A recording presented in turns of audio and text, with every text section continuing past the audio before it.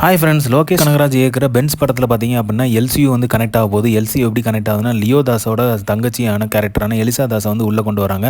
So அது மூலமாக வந்து எல்சியூ வந்து பென்ஸில் வந்து கனெக்ட் ஆகுது. ஸோ லியோ ரெஃபரன்ஸ் வந்து கண்டிப்பாக வந்து பென்ஸ் படத்தில் இருக்குங்கிறது இதன் மூலமாக உறுதியாகுது. ஸோ பென்ஸ் படத்தில் பார்த்தீங்க அப்படின்னா எலிசா கேரக்டரும் வந்து இன்க்ளூட் ஆகுதுங்கிற போது ஸோ லியோ தாஸோட ரெஃபரன்ஸ் கண்டிப்பாக இருக்கும். ஏன்னா லியோ தாஸ் வந்து எலிசாவோட பிரதர்னால கண்டிப்பாக வந்து தளபதியோட ரெஃபரன்ஸ் இருக்கும்.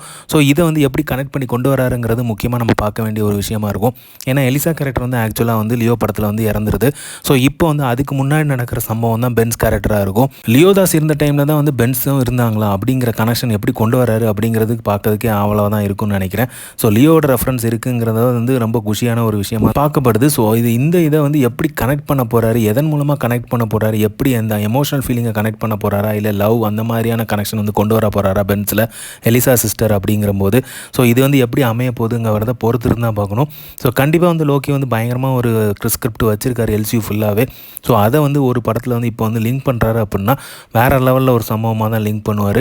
ஸோ கண்டிப்பாக வந்து இந்த பென்ஸ் எப்படி உருவாகுது, அதில் வந்து லியோ எப்படி கனெக்ட் ஆகுதுன்னு பார்க்குறது கொஞ்சம் ஆவலாக தான் இருக்குது.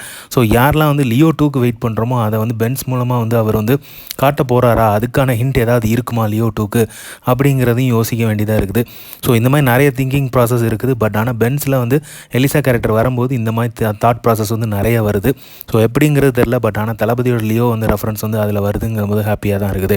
ஸோ இந்த மாதிரி தளபதி அப்டேட் தெரிஞ்சுக்க லைக் பண்ணுங்கள், ஷேர் பண்ணுங்கள், ஃபிலிமா சேனலை சப்ஸ்கிரைப் பண்ணுங்கள். தேங்க்யூ.